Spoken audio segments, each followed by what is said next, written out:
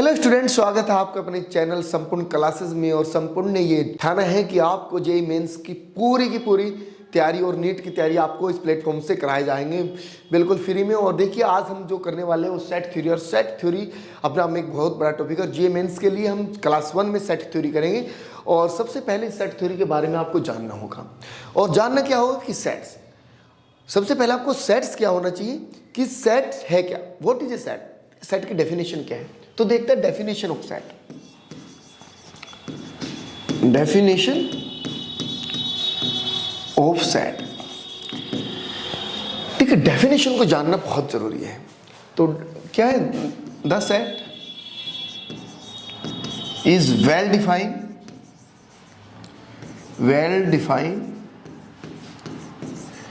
collection of object, collection of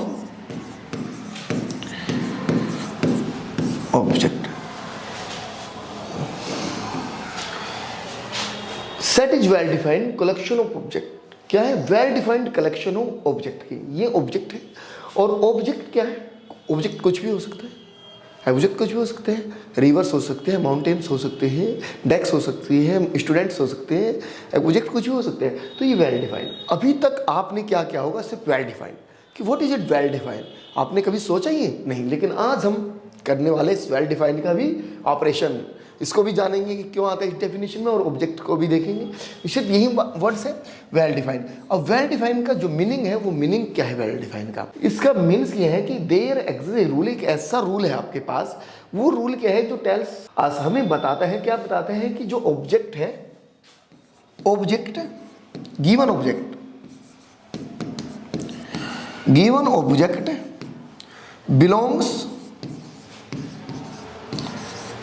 belongs ये belongs का sign होता है, बिलोंग्स और डज नॉट बिलोंग्स, और डज नॉट बिलोंग्स, ये डज नॉट बिलोंग्स का साइन है। एप्सिलॉन इसको कहते हैं, एप्सिलॉन और डज नॉट बिलोंग्स का ये not epsilon. To given collection, to be given collection, क्या कि हमारे पास इसका एक मीनिंग यह है कि जो हमारे पास गिवन ऑब्जेक्ट्स है वो इस कलेक्शन में बिलोंग्स कर रहे हैं या डज नॉट बिलोंग्स कर रहे हैं, वो इस कलेक्शन में है या नहीं। ये हमें क्या है, वेल डिफाइंड, अच्छे से पता होना चाहिए कि जो ऑब्जेक्ट है वो ऑब्जेक्ट क्या है, अच्छे से बिलोंग्स है या डज नॉट बिलोंग्स, उसमें बिलोंग नहीं कर रहे, इसे हम वेल डिफाइंड कहते हैं। और ऑब्जेक्ट क्या है, ये ऑब्जेक्ट के बारे में भी आपको थोड़ा सा देखेंगे। तो ऑब्जेक्ट क्या है, ऑब्जेक्ट में क्या होना चाहिए, ऑब्जेक्ट में अब मान लीजिए ऑब्जेक्ट में नंबर हो सकते हैं आपके पास, और एलिमेंट हो सकते हैं आपके पास, चेयर हो सकती है आपके पास, माउंटेन हो सकते हैं, और कंपोनेंट हो सकते हैं। कंपोनेंट, इसके एक डिफरेंट नेम हो सकते हैं। जो भी वर्ल्ड में थिंग्स होती हैं, सभी चीज़ें होती हैं, उनके एक पर्टिकुलर नाम है, और वो सारे नाम भी हो सकते हैं, XYZ भी हो सकते हैं। और इसे आप सिनोनिम्स ऑफ द लिख सकते हैं, या 8AC भी आप इसे लिख सकते हैं। ये तो ये ऑब्जेक्ट है आपके पास। ऑब्जेक्ट क्या है, ये मैंने कहा कि स्टूडेंट ऑफ द स्कूल, किसी स्कूल के स्टूडेंट्स हैं, तो वो क्या है, ऑब्जेक्ट है किसी स्कूल की। आपके पास वेल डिफाइंड है, एक स्कूल के बच्चे आपका सेट बन सकते हैं। तो हमारे पास जो है ये डेफिनेशन है। अब इस डेफिनेशन को हमने बहुत अच्छे से स्टडी किया है, और स्टडी करके हर वर्ड्स का इसका मतलब को हमने जाना है, इसके हर वर्ड्स के मीनिंग्स को भी हमने अच्छे से डिटेल्स में जाना है।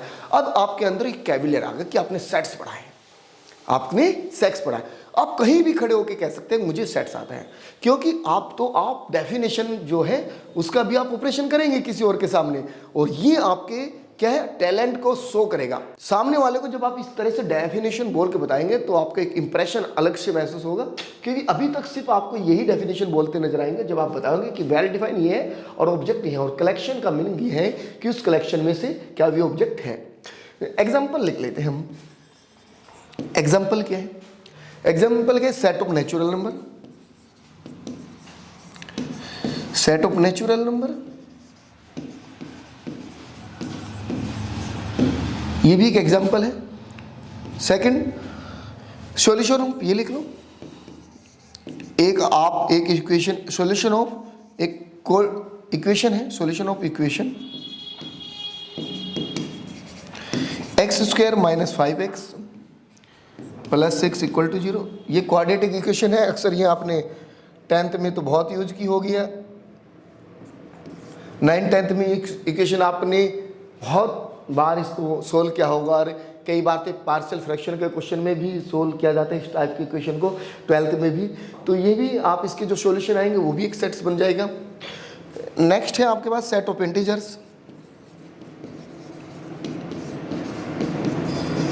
Set of integers. फिर नेक्स्ट है set of all rivers in of the India, India की सभी नदी, सेट ऑफ रिवर्स।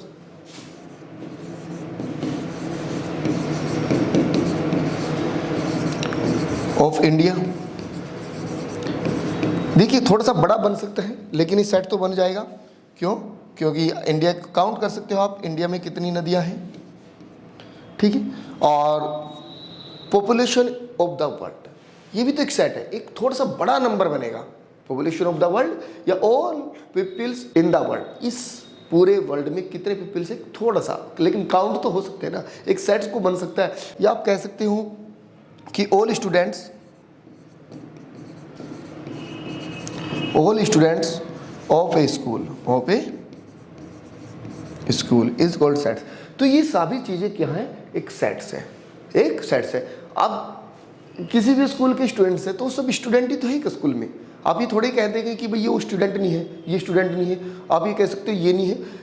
आपने देखा होगा कि कोई भी स्कूल है, आप उस स्कूल में कहेंगे, वो क्या कहेंगे, सर ये हमारे स्कूल के स्टूडेंट्स हैं, ऐसे ही बोलेंगे। ये कहेंगे कि ये हरिजन है, ये मोमडन है, ये पंडित है, ऐसा कोई नहीं कहता वहाँ पे, क्योंकि वो एक सेट्स है, वो अच्छे से डिफाइन है कि आप सिर्फ वहाँ स्टूडेंट है, नहीं आपका कोई रिलीजियस है और नहीं कोई आपका नेम है, आप स्टूडेंट ऑफ द स्कूल है, ठीक है। तो ये एक सेट्स बन गया है और आई होप कि आपको सेट्स अच्छे से समझ आया होगा। देखते हैं अब इससे आगे हमारे पास रिप्रेजेंट करने के सेट्स को,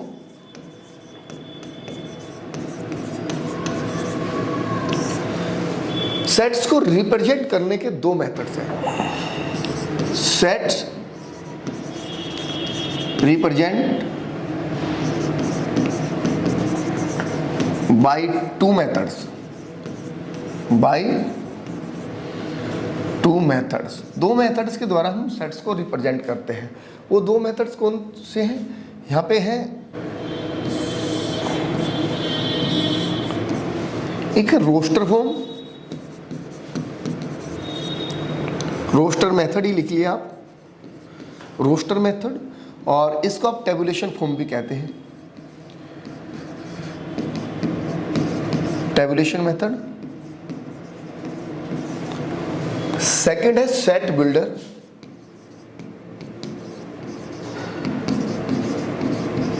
सेट बिल्डर मेथड,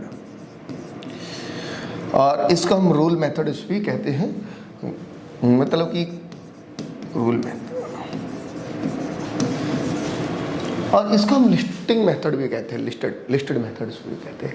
तो ये रोस्टर मेथड है क्या? What is a roster method और सेट बिल्डर मेथड?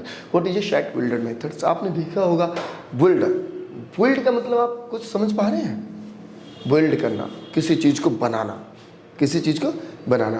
तो इसमें हमारे पास कुछ एक ऐसी ही चीजें देंगे जिससे हम एक पूरी क्वेश्चन को फॉर्म करेंगे और इसे हम क्वेश्चन को बनाएंगे, मतलब किसी सेट को फॉर्म करेंगे, इस सेट को हम बनाएंगे, ठीक है।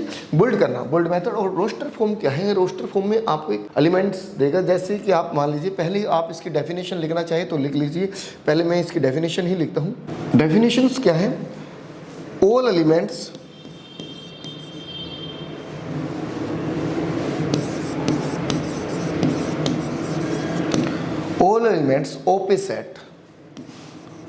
of a set are listed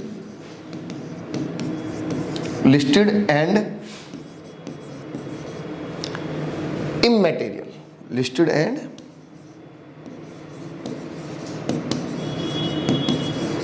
immaterial। ये क्या? All element of a set are listed, हमारे पास उसके सभी एलिमेंट्स क्या होने चाहिए? लिस्टेड होने चाहिए।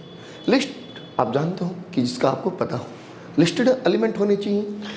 जैसे एग्जाम्पल के हेल्प ऑफ द एग्जाम्पल से आप इसको समझेंगे। जैसे set of natural number, set of natural number less than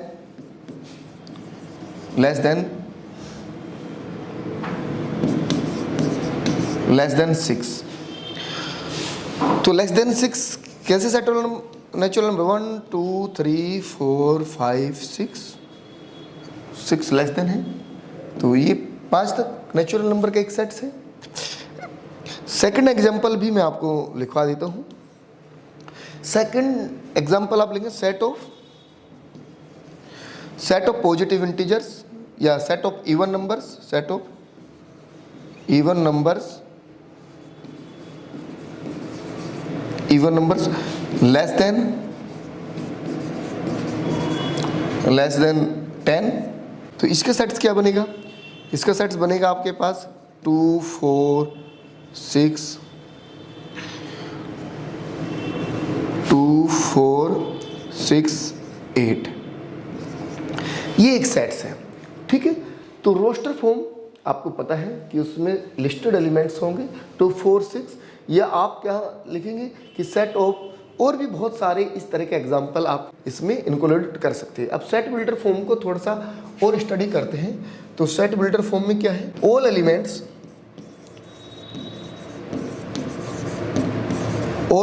of a set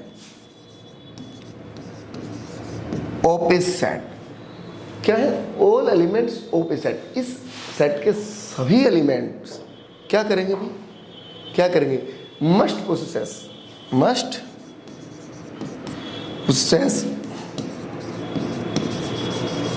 possess a single property।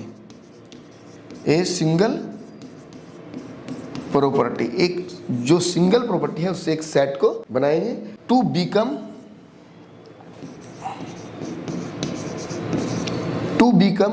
क्या बिकम?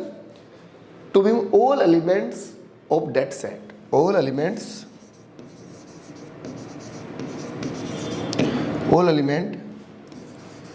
Of that sets. उस सेट्स के सभी एलिमेंट्स को एक सिंगल प्रॉपर्टी के द्वारा उसे क्या करेंगे? एक फॉर्म किया जाएगा। जैसे एग्जांपल के तौर पे आप कह सकते हैं कि मैं जैसे लिख रहा हूँ सेट ऑफ नेचुरल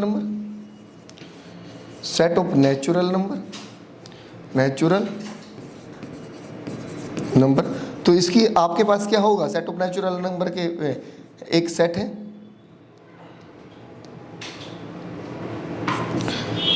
है, वो सेट कैसा है? सेट मान लीजिए ए सेट है और एक्स, ये सच डेट का साइन होता है, या यहाँ पे कोई भी ऑब्लिक होता है, एक मतलब कि वर्टिकल लाइन होता है। X belongs to natural number, और यहाँ पे लेस देन 5 लिख लीजिए, लेस देन 5।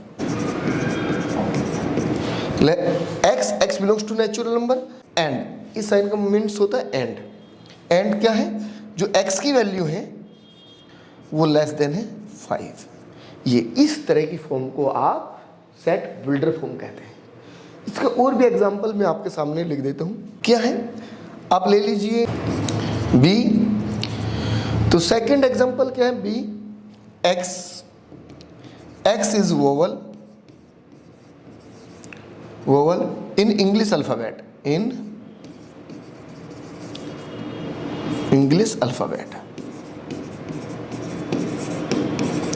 तो इस तरह की फॉर्म को आप सेट बिल्डर फॉर्म कहेंगे। क्या कहेंगे? Set builder form. अब रोस्टर फॉर्म में क्या है? छोटी सी चीजें यहाँ पे इमैटेरियल जो वर्ड्स है, इसके लिए हम क्या है कि हमारे पास जो है नोट करके आप यहाँ पे लिखेंगे, not elements are not repeated,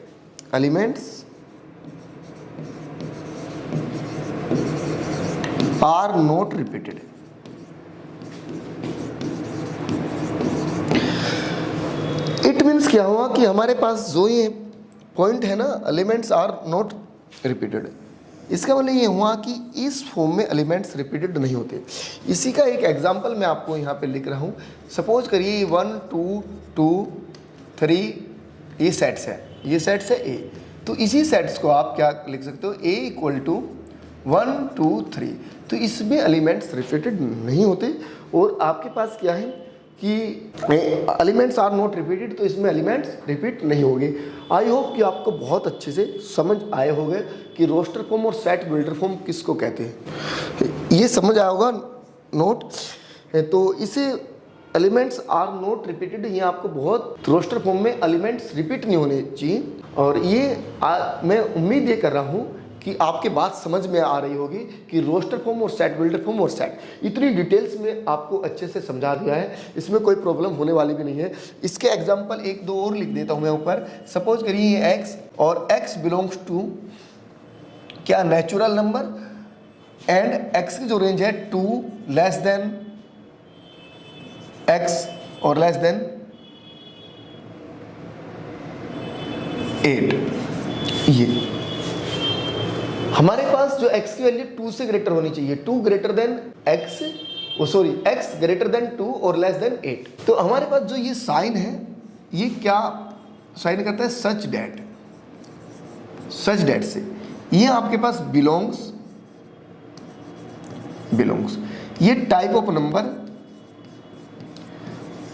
numbers और ये है आपके पास रेंज, क्या बताता है, रेंज।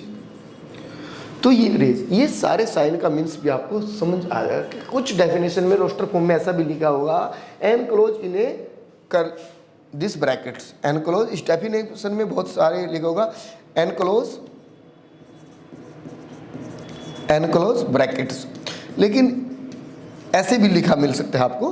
तो इट मीन्स यही है, साइन लगे हैं। और ये इस पूरी फॉर्म है कि हमारे पास इस ब्रैकेट में जो x है सच दैट वो x कैसे एक नेचुरल नंबर है और उसकी जो रेंज है, जो x की वैल्यू ग्रेटर देन 2 है और लेस देन 8 है। तो आई होप आपको सभी सिंबल इन डेफिनेशन की और सही इसकी जानकारी और बिल्कुल अच्छे से ये आपको समझ आए होंगे। और अगर ये आप इसे बिल्कुल अच्छे से समझ रहे हैं और क्लास अच्छी लग रही है तो चैनल को सब्सक्राइब और वीडियो को लाइक जरूर कर दें और बेल आइकन को प्रेस कर दें ताकि नेक्स्ट आने वाली वीडियो भी आपको समय पे मिले। अगर आपको कहीं भी कोई प्रॉब्लम है तो आप प्लीज कमेंट बॉक्स में जरूर लिखकर मुझे बताएं कि ये वीडियो आपको कैसी लगी है। ठीक है, देखते हैं आगे। ये हमारे पास सेट्स और सेट्स को रिप्रेजेंट करने के दो मेथड्स के, एक हमारे पास क्या था, रोस्टर फॉर्म, और एक हमारे पास था सेट बिल्डर फॉर्म। दोनों ही चीजें हमने अच्छे से क्लियरिटी से उन्हें बहुत अच्छे से अंडरस्टैंड किया है। ये जो रोस्टर फॉर्म और सेट बिल्डर फॉर्म मैंने पढ़ाई है, आप देख रहे हैं इनकी लैंग्वेज आपको ऐसी लगेगी कि बहुत ही मतलब कि कुछ ज्यादा आपके हाथ पल्ले इनमें से लगने वाला नहीं है, लेकिन जो यहाँ पे लिखी गई है 100% आपको वो सब कुछ समझ आई होगी, मुझे ऐसा ही महसूस हो रहा है। और आप अच्छे से अगर आप मेरे साथ बने रहे तो अब हम करते हैं types of sets. Types of sets में हमारे पास सबसे पहले हम क्या पढ़ेंगे, एम्प्टी सेट पढ़ेंगे। हम क्या पढ़ेंगे, एम्प्टी सेट। अब एम्प्टी सेट जब हम पढ़ते हैं तो एम्प्टी नाम से आपको एक थोड़ा सा फील हो रहा होगा कि यार जो खाली है, बट खाली वाली नहीं बोलते, इसको एम्प्टी बोलते हैं, डज नॉट एग्जिस्ट एलिमेंट। तो टाइप्स ऑफ सेट में हम जब पढ़ेंगे सबसे पहले empty set.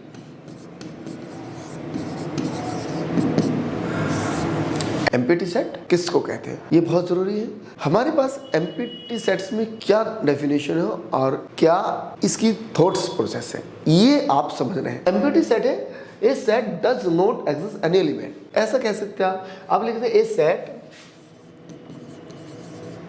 Set contain not any element. A set does not contain any element. जो कोई भी सेट किसी भी एलिमेंट को कंटेन नहीं करता उसको हम एम्प्टी सेट कहते हैं। और it is denoted by, it is denoted by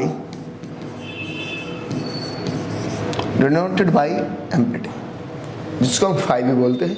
तो इससे हम इसको डिनोट करते हैं। अब इस सेट का एग्जाम्पल भी आपको पता होना चाहिए।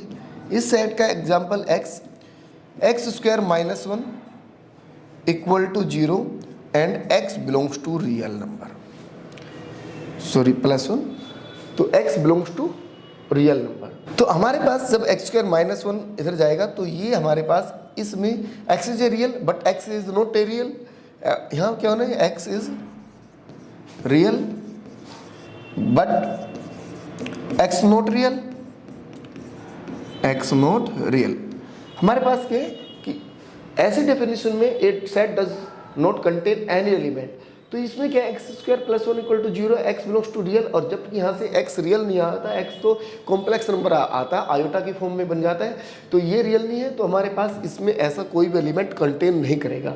और हम इसको और भी इस तरह से हम इसको छोड़ देते हैं, सिर्फ ये करके एम्प्टी सेट को हम ऐसे भी कॉल कर सकते हो, इसकी जगह हम फाइव को भी डिनोट करते हैं। ये सेट है एम्प्टी। अब है non empty sets. Non empty set,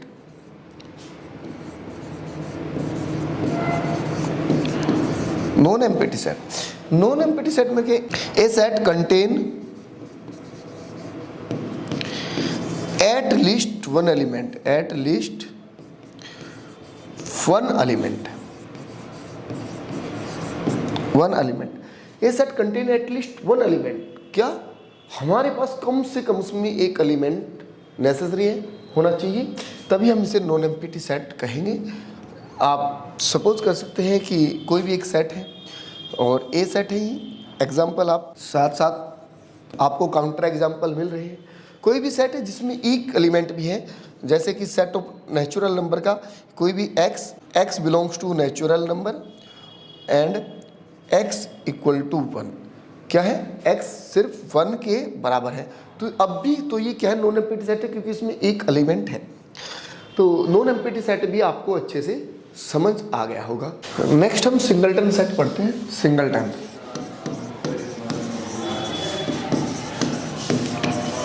singleton set. अब आप सिंगलटन सेट में पढ़ेंगे कि हमारे पास सिंगलटन सेट में क्या है, ओनली वन एलिमेंट इसमें होना चाहिए। क्या होना चाहिए, ओनली वन एलिमेंट। सिंगलटन उसी तो कहते नहीं आप नॉर्मल वे में कि अकेला अकेला आ जा, सिंगल सिंगल आ जा, तो सिंगलटन कि भाई मैं सिंगल हूँ इसीलिए तो ये मुझे सब कुछ कह रहे हैं, तो इसी को बोलते हैं जब ओनली वन हो, वन थिंग्स जो है, जो भी ऑल इस वर्ल्ड में है उनमें से सिर्फ एक पर्सन, सिर्फ एक ही पर्सन हो, उसे हम सिंगलटन सेट कहते हैं। A set contain only one element, only one element, a set contain only one element is called singleton set.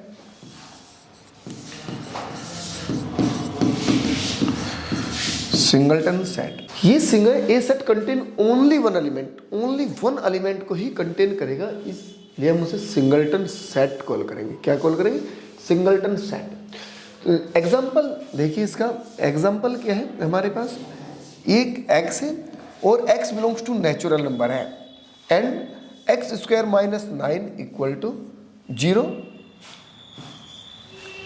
8।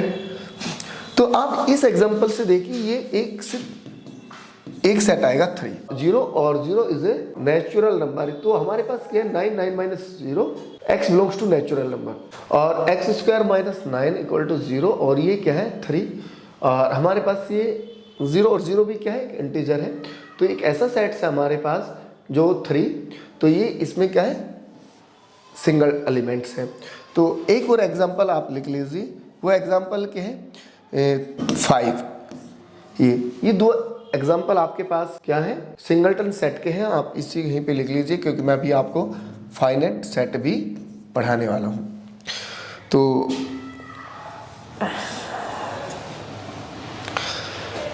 Next आप पढ़ेंगे फाइनाइट सेट।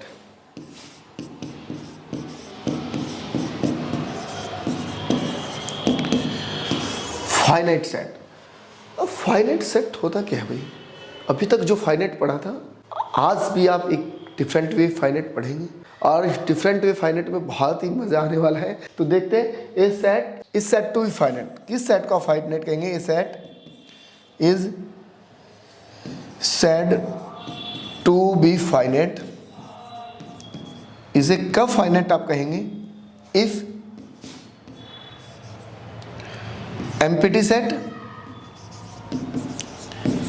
या तो ये एम्प्टी सेट और मैंने लिखा है वहां पे और, या तो ये एम्प्टी सेट हो और ऑल एलिमेंट्स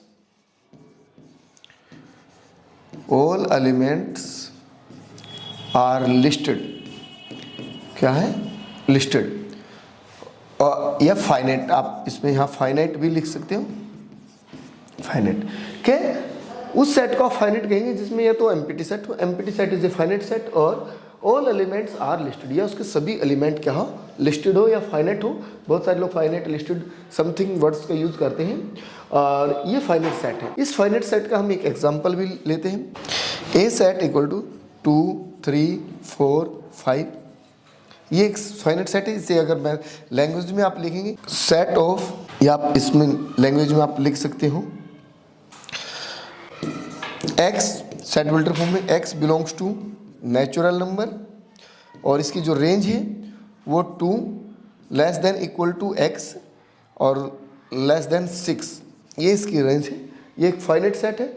और दूसरा एक और फाइनाइट सेट है, वो फाइनाइट सेट क्या है, ये है कि 4 5 6 7 8, ये भी फाइनाइट सेट है। इसके मैं और भी एग्जांपल लिखवा रहा हूँ। The set of all student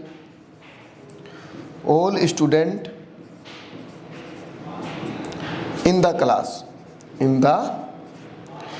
class, एक क्लास में जितने स्टूडेंट हो उनका भी एक फाइनाइट सेट ही बनेगा। और क्या है हमारे पास, क्या लिख सकते हैं, months of the name of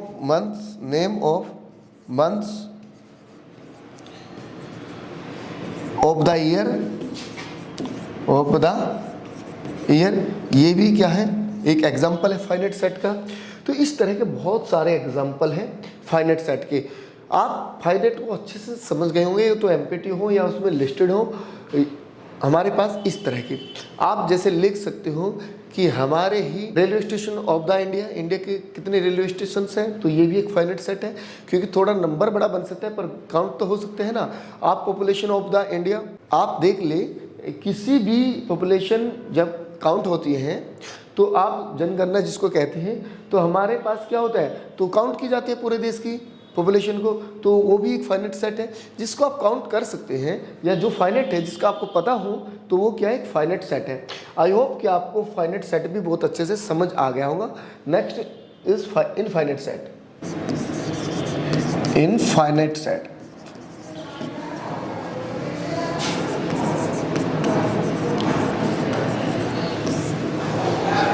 infinite set क्या है। अब इनफाइनाइट सेट में क्या है, हमारे पास इनफाइनाइट सेट में ये है ऑल एलिमेंट्स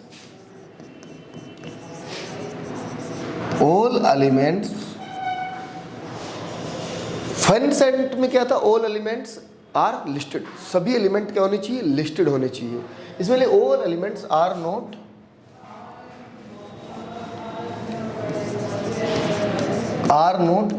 लिस्टेड और नॉट फाइनाइट, या जो भी सेट फाइनाइट ना हो is called infinite, infinite. First example, set of natural number.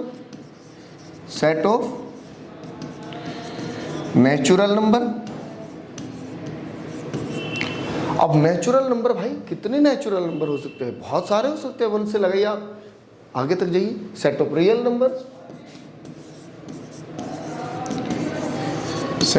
Real number, real numbers, फिर set of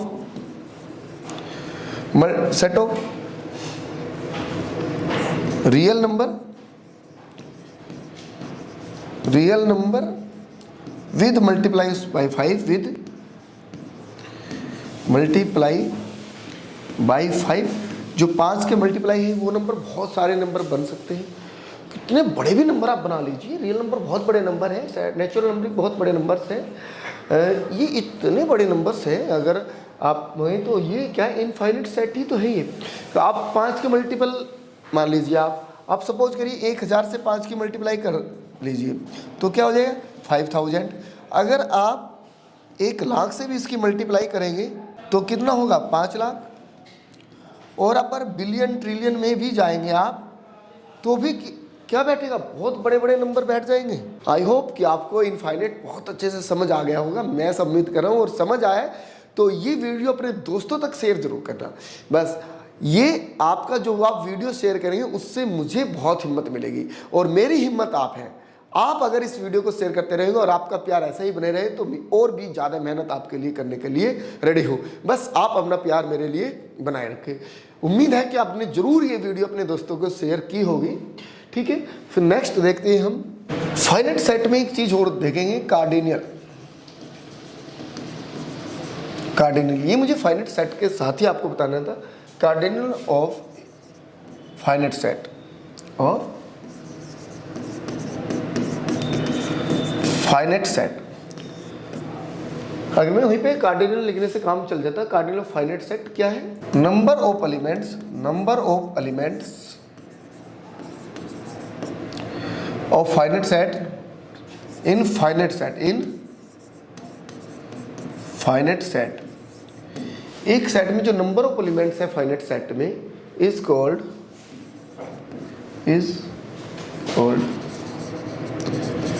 cardinal,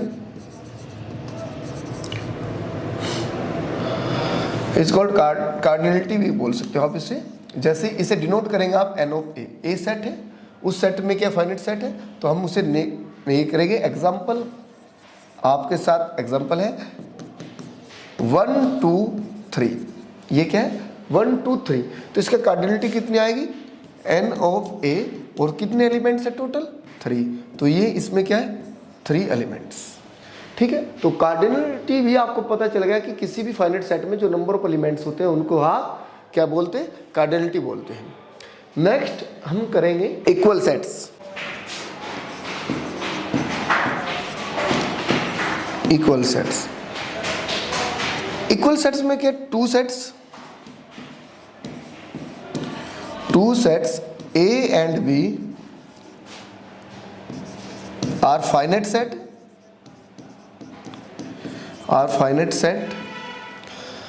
all elements of a set, all element of set A। देखिए finite set क्या है, दो sets है, एक set तो ये है, एक सेट ये है। तो जो सेट A का एलिमेंट्स है, all elements of set A is element of set B। जो एक के एलिमेंट है वो एलिमेंट सेट B के भी एलिमेंट है वे। And all element of set B is element of A। जो A का एलिमेंट है वो B के भी एलिमेंट है, जो B का एलिमेंट है वो A के भी एलिमेंट है, इन्हें कहते हैं equal sets. Example A set है 1 2 3, B क्या है 3 2 1। देखिए इसमें क्या है 3 एलिमेंट्स है, इसमें भी 3 2 1 3 एलिमेंट्स है। तो सिर्फ ये क्या है, इनका ऑर्डर सही नहीं है लेकिन एलिमेंट्स तो वही है 1 2 3, सेम एलिमेंट है 3 2 1, तो ये दोनों क्या है इक्वल सेट्स है। एक नेक्स्ट एग्जांपल ले लो, सी से डिनोट कर लो। एग्जांपल है 2 4 6, और ये क्या है डी क्या है 4 6 3, तो ये भी क्या है 4 6 2। तो देखना A इक्वल टू है B के और C इक्वल टू है D के, ये क्या है इक्वल सेट्स है। इक्वल सेट्स का मतलब है कि उसमें जो एलिमेंट्स है वो इक्वल होने चाहिए। जो A के एलिमेंट है वही एलिमेंट B के होने चाहिए, और जो B सेट के एलिमेंट है वही एलिमेंट A सेट के होने चाहिए। इसी को आप बोलते हैं इक्वल सेट्स। इक्वल सेट्स में आप और भी एग्जांपल ले सकते हो, जैसे कि A E F G, और B में क्या है E A F G। अब क्या है ये A इक्वल टू B, क्योंकि एलिमेंट दोनों ही सेट में सेम है। जो A का एलिमेंट है वही सेट B का एलिमेंट है, और ये दोनों ही फाइनाइट सेट होना चाहिए, क्योंकि इनफाइनाइट सेट में तो आपको पता ही नहीं चलेगा कि वो इक्वल है या नहीं है। तो इसमें दोनों ही सेट में फाइनाइट सेट होने चाहिए। ठीक है, फिर नेक्स्ट देखते हैं हम। नेक्स्ट है बच्चों equivalent set.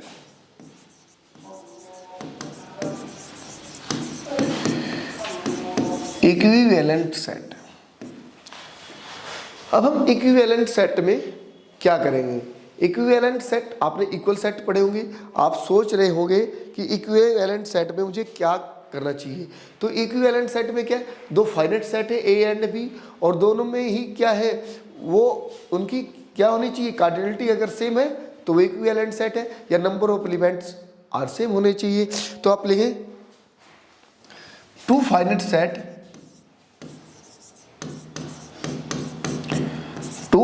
Set A and B if their cardinality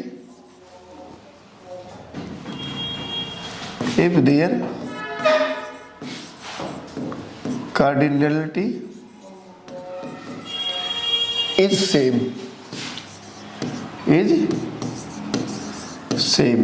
और number of element आर से।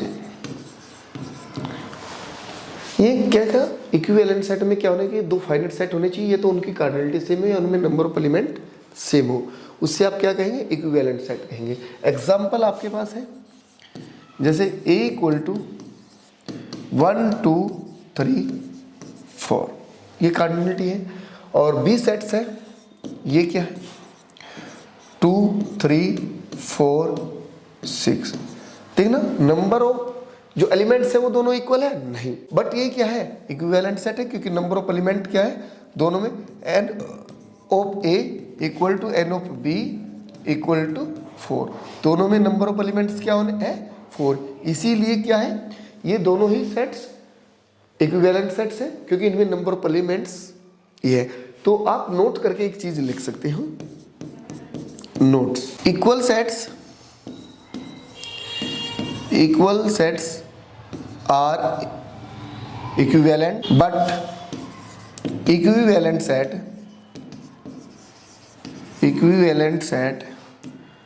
में हो भी सकता है, may need not be equal। दो इक्वल सेट्स क्या है, इक्विवेलेंट हो सकते हैं, बट इक्विवेलेंट सेट हो भी सकता है, और ये जरूरी भी नहीं है कि वे इक्वल हो, ये आप लिख लेना। जैसे एग्जांपल देख लीजिए, यही है A इक्वल टू क्या है, A B C D, number of elements equal है, किसमें A 1 2 3 4, ये दोनों क्या है, दोनों सेट डिफरेंट सेट है, बट दोनों सेट क्या है, इक्वल भी नहीं है, बट ये दोनों इक्विवेलेंट सेट है, both are equivalent set, both are equivalent set,